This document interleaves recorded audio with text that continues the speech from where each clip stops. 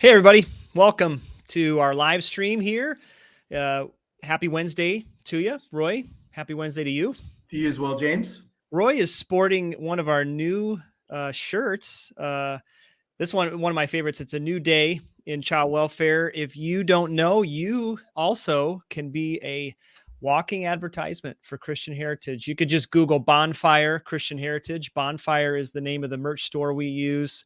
And a portion of everything you purchase comes back to us to help us serve more kids. And so you could check that out. But thanks for joining us today. This Sunday, Roy, is the best Sunday of the year.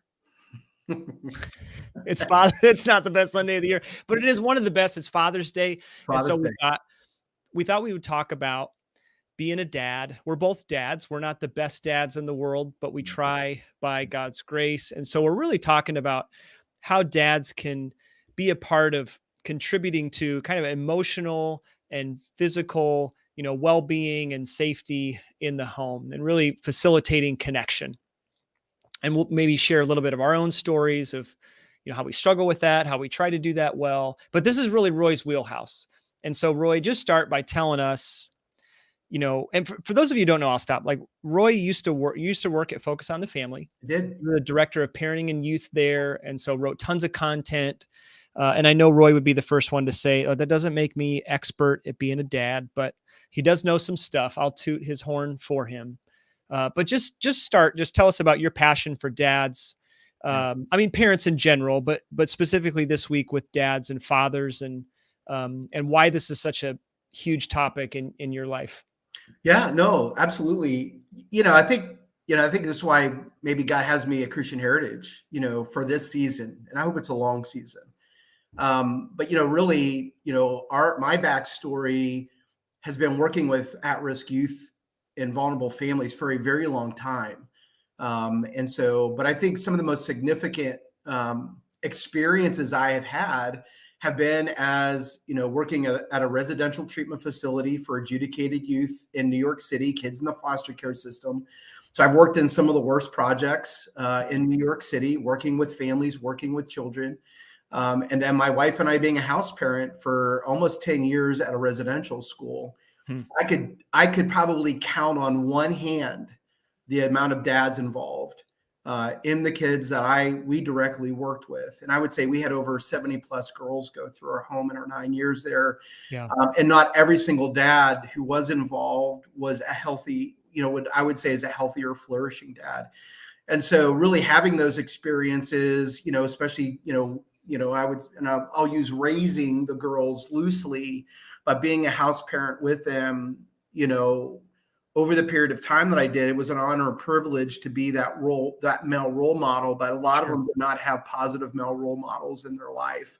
And so to kind of wear that father figure hat drastically and radically shaped me, especially as my own children and how I've raised them. I have 3, 24, 19, and 16.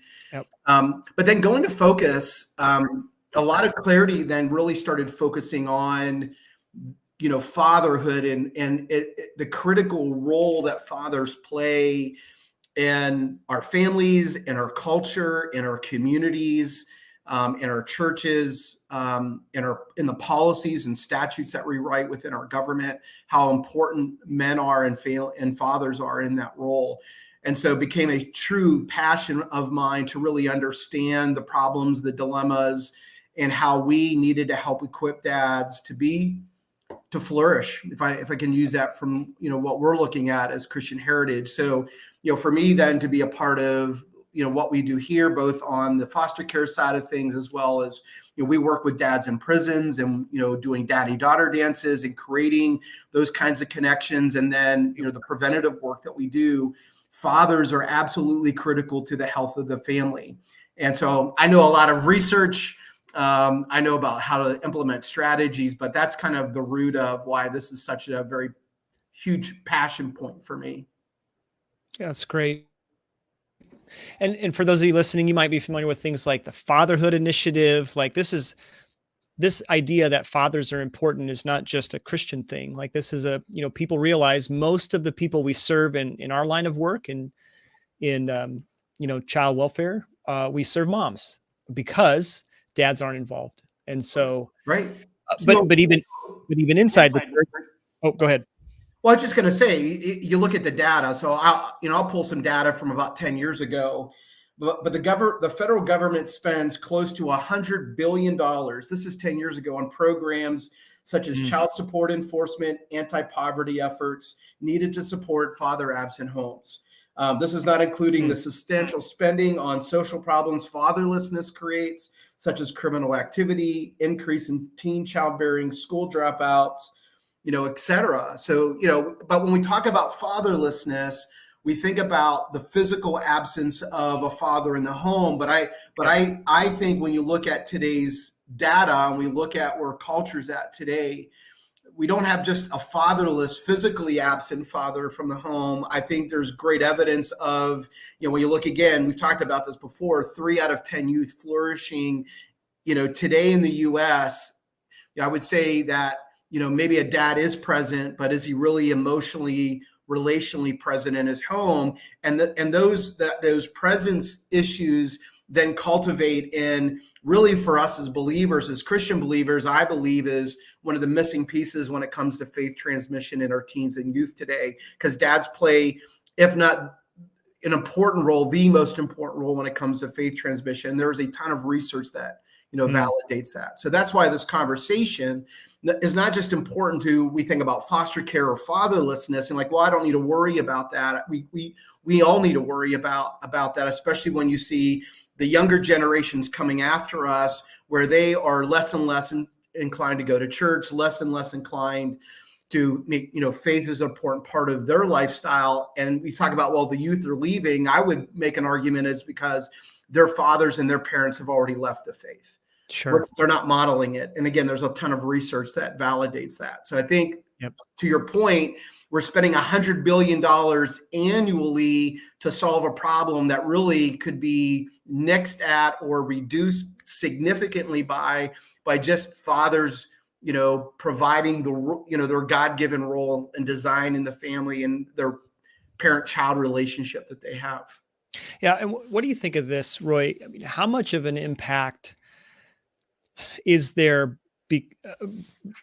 How much of an impact does generational, the way that future or past generations have acted as dads, right? So if say you have the silent generation, I can't remember those years, but you have a dad that's just worked hard, wasn't emotionally invested. And then you come to the next generation, the greatest generation. And then you have, what would be after that generation, the boomers, right? And you go on. So like, how much of an impact do you have? Yeah. Where, you get to now my generation, I'm like, okay, I'm a little further along in terms of my emotional presence. I'm still not where I want to be. And maybe I'll share a little bit more about that, but how much of an impact do you think that has on dads today, where they're like, okay, my dad was less involved, but I'm more than him, but it's like, we still have a long way to go. I think in terms of our own culture of dads being emotionally connecting, spiritually connecting. Yeah.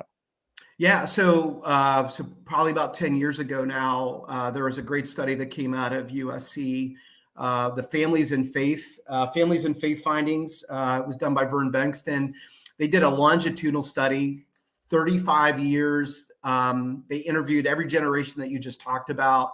3,500 individuals they interviewed, 350 families, and they kind of looked at this long view of like, how is faith? And they looked at Judaism, Mormonism, Catholicism, Protestantism. So they were kind of looking at these major world religions and looking at, how did each generation kind of look at that, and they found a couple of things that, what are the top threats to at least faith or religious transmission. Number one was marriage outside the faith. So, in our Christian terms, we talk about being unequally yoked. So that was one of the biggest threats. The second threat was parental religiosity. So either doing too little or pushing too hard. Sure. Number three was parental hypocrisy. And this validates, you'll see a lot of other correlative research. Lifeway had research coming out quite a few years ago about, youth walking away from the faith. And I've seen other studies that looked at, youth walking away from the faith after high school. And one of the number one reasons that youth were doing that is because of hypocrisy, right? It's the idea Sure. Yep. that my parents live one way on Sundays, but Monday through Saturday, it's a very kind of a Yep. different lifestyle. And then other role models, so aunts, grandparents, who then would kind of discourage that kind of religious transmission. So those were the threats on that and how that is passed down generationally. But they also then found the positives, right? So what led to higher levels of faith being passed? And I'll just talk about a couple of them. That fervent faith cannot compensate for a distant dad. So my faith has to, at some level, create a relational and emotional connection with my children, what I believe. And I would say this is true for, moms and dads as well, but just how does our faith translate into emotional and relational and emotional warmth? Families do matter in determining the religious outcomes of young adults, and they matter a lot. So the practices of what we do, parents are still the number one influencer in their kids' lives. Yep. The one that I think, we've talked about, just talking a little bit about today, is really the linchpin in faith transmission is the parental warmth is the key to successful religious transmission. So it's not necessarily what I believe, but it's how I live out those beliefs in a way that creates felt safety, connection, in my home. And when they asked, they did these findings, not to create, some kind of, gender war. But the reality is they said, so who had the greater influence, mom or dad? And obviously both of them are like 1 and 1A, right? So both of them play very critical roles in that. But when dad becomes active in his faith, it is a wildfire kind of tsunami that really engulfs his entire home about their practices, what that looks like, the connection that they make. Is dad is by far one of the major influencers when it comes to faith in For their children. kids. So kind of bringing this down to our experience, practical terms, what was it for you? And I'll share after for me, but what were some of those things for you with your dad that you look back on and you remember like, hey, this is why I take Jesus seriously today. Like what role did your dad play in that? Well, my dad played a vital role in that. So I would say in some level, our family, my dad was kind of the first generation Christian.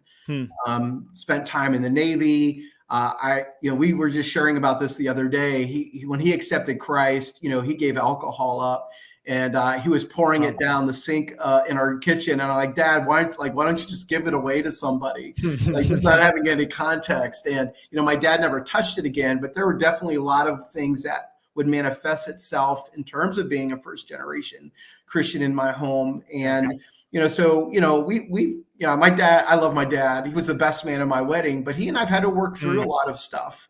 Some of our own woundedness that have come out of the parent-child relationship, out of the father-son relationship. But we had some great memories of fishing or, going to a ball game. My dad was my baseball coach at times. Like, he did a lot of those things, and then he was ultimately my youth leader too, right? So I kind of had the double whammy of I had him at home, I had him at church, and actually I had him at school too, both of my parents. So I kind of had my parents 24/7. But they were a major influence on my faith and what that looks like. But that was done perfectly. There was a lot of stuff that we've had to work through together as a family. That's good. I mean, for me, it was, I mentioned this to Roy before we did this episode, but, my mom definitely, was the one that I thought, okay, she seemed like the spiritual giant, had the most, seems like so much of the Bible memorized. And, but what I saw in my dad was still this effort to be involved. I think there's probably some level when he was younger, I don't think today, but maybe he was intimidated by my mom. My mom's a really strong personality. And if mom, you're listening to this, I love you. You know that I love you and you have a strong personality. But what I saw was my dad still engaged and he still took Jesus seriously. One of the things that's always stood with me is at work, I would hear my dad, people at work knew that my dad prayed. They didn't even know, they didn't really care who he prayed to, but then they would come to him with problems and say, hey, can you help? And so he would tell me about these stories. And what I saw was my dad wasn't ashamed of his faith at work in a Mhm. secular Right. environment. And so I knew he took Jesus seriously, and that's meant the world to me. And that's something that as I think about, okay, as I'm out now in the world and I'm a dad, I want people to know, hey, I trust in Jesus. I pray. If you have problems, you can come to me. I'm a safe person. And so that's always stuck with me when I think about faith transmission, Right. as far as my dad goes. But that's true for like, and again, we think about faith transmission, but when we talk about faith transmission, typically we just think, well, I need to show my kids how to pray, and I need to teach my Mhm. kids about the importance of church. But that's those practices are important. But if I'm not in a emotionally, like if I'm not in a healthy place, so if Yep. my anger, like if I can listen, I can have a moment of anger and it can completely undo the time that Yep. we had in God's word and the time of going to church. That's where that Yep. hypocrisy thing is really an important thing. It's not necessarily the hypocrisy of, what's being taught. It's the Yes. hypocrisy of how I then live out and express love Yep. and connection.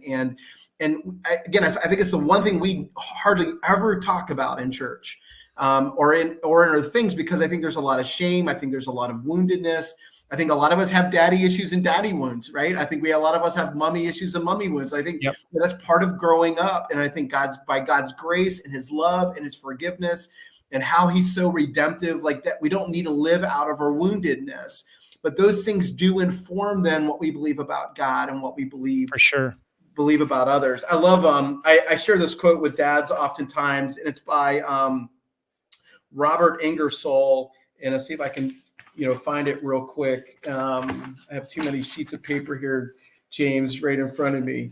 Was this the quote you sent yesterday? Yeah, no, this is different. It says, "It is difficult. It is difficult for a child to find a father in God, unless the child first finds something of God in his father." It's true. And so that idea of like, so what is it that what's that relationship look like? And we saw that perfectly in Jesus, right? I think we talk often about Jesus, but when you see his prayer in John, when he's talking about like, I hope they know, you through the way I've lived my life. And then you think about then how Jesus discipled, rarely it was with a whip in the temple. It was oftentimes of Oh love yeah. and compassion and empathy, is just how he nurtured, his disciples and cared for Yep. those who were lost. Again, that's where faith is ignited and Yeah. talked about. But we don't tie those two areas together when it comes to the role that, the roles that fathers play in their families' lives and kids' lives. Yeah. Let's talk about that. We probably have 5, 6, 7 minutes. This has gone so fast, Well, but let's maybe we talk. do like 5 or 6 sessions on this one, We James. could do, we That could could. do a whole lot of episodes on this. Let's double click on that. It's something my wife and I have talked about a lot, where, traditionally men are supposed to be this rugged, tough, you know, emotionless person Yeah. who's very logical. And so really we have gender stereotyped men to be a certain way. But then, like you Right. just point out, Roy, when you look at Jesus, the true human, and of course a male, he was very compassionate and patient. And of course he dealt with the religious leaders in a certain way, and that's a Sure. unique thing, but he was so tender and so loving, and he touched people that you weren't supposed to touch, and he talked to people, and he wasn't accusatory or judgmental. And I think that, I grew up thinking, well, I gotta like to hunt, and I have to be strong. I'm like, I don't like hunting. No offense to hunters. Right. It's not for Right. me. I'm Right. not into cars. That's just not, I like sports, sure, but like I'm not into all the traditional, quote unquote masculine things. And so I think there's a sense for fathers where, a little bit of vulnerability here. Like I'm learning, and okay, sometimes my child just needs to be held rather than corrected. It's like I got to work on that, Yeah. because I kind of had one way to think as a dad, and I'm unlearning that. And like they need connection right now, so I just need to be here and sit and endure their tears and welcome their tears. So how have you you've been a dad for a lot longer than I have. So how have you kind of wrestled with that, worked your way through it, learn to overcome the stereotypes, and be a dad that's like, I'm going to emotionally connect in a moment when maybe the, quote unquote culture or even Christian culture tells me I shouldn't. Yeah, that's a great question. I think for me is, again, my experience have been very informative. When I started working with a lot of families, right? So I think a lot of the families that we work with here at Christian Heritage, when I started interacting with them, I came in it very black and white. Mhm. Like, how could you allow like certain things to happen in your kid's life? But when I started interacting with them and really begin to see this cycle of, generational poverty, the lack of support, the lack of connection, and I realized that a lot of these parents love their children, and there are circumstances that came up against them. I quickly realized that, my family, my marriage, my kids I was just as vulnerable as they were to having them spiral out of control because of the way I lived my life. Mm. And I'm by far a perfect human being. But I think those experiences really have helped shape me to a level of my own self-reflection. What are those behaviors in me that could bring harm to my family, to my things? And you can ask my kids. I am far from that. My anger at times is something I vowed growing up I would never have. Because of just the experiences that I have had. And I'm Sure. like, I'd vow I'd never be that way. But as we know things about trauma and we think of adverse childhood experiences, like that's why it began to manifest itself in my life when I started having my own kids. I'm like, well, who's this guy? Yep. Where did he come from? I thought that wasn't a part of who I was. And so those are the things that I've had to really work on and overcome about, what cycles do I want to break in my own family of origin Mhm. stories, and how do I get my kids little bit closer to the redemptive and the redemptive path that I think God has on us generationally. And I think that's been a big part of our own stories. And I think, people listening to this, I think that's part of really understanding that when we are raising kids and we're fathering, James, we're not fathering just our kids, we're fathering our grandkids, we're fathering our great grandkids, because our kids are going to either take and accept the ways that we've done that, good and bad, or they're going to reject that. And so this idea of family and fathering is a generational story. It's a relay race. It's this baton we're constantly passing on. And, the lighter I can make that baggage, the more healthier I can Mm. make that, the greater chance of success I'll be setting up those future generations. Yes. So having that long view of mind, of understanding my role, is vitally important, because, again, for me, coming alongside families where, I've been there trying to help pick up the pieces, and it's Yep. messy and it's damaging and it's hurtful, but God can redeem that. But man, dads, fathers play such an incredibly important role generationally to the healthiness and the flourishing of their family.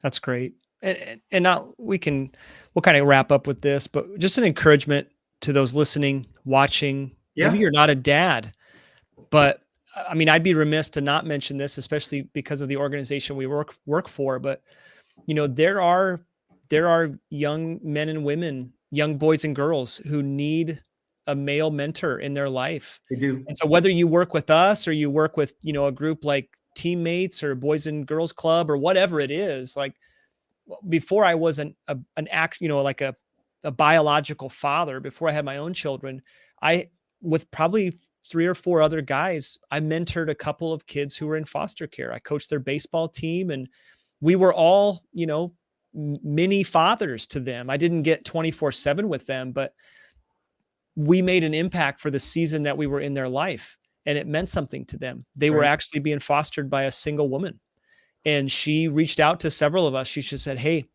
they need some father-like figures in I their love that. life." And it made a difference. And so if that's you, you're like, "Well, I don't have kids, or maybe I might not ever have kids."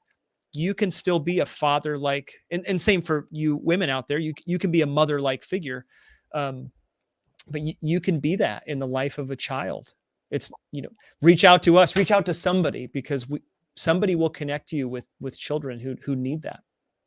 Yeah, that's great. And my encouragement to you is the fathering thing is a hard thing, because I think there's a lot of woundedness out there, and Yep. there is. But I don't think we should let those wounds define us. I know a lot of Mhm. men that Yep. I interact with live in shame because, like, I didn't get it. Yep. There's a lot of pain associated with that. I'm like, man, God is still on the throne. and he's a God of redemption and of good things. And so I think just leaning into Father's Day in a way that is redemptive, I think it should be filled with hope. I think it is honoring dads as well as we can. But I think we got to continue to have the right conversations about the important role fathers play in the health of their family.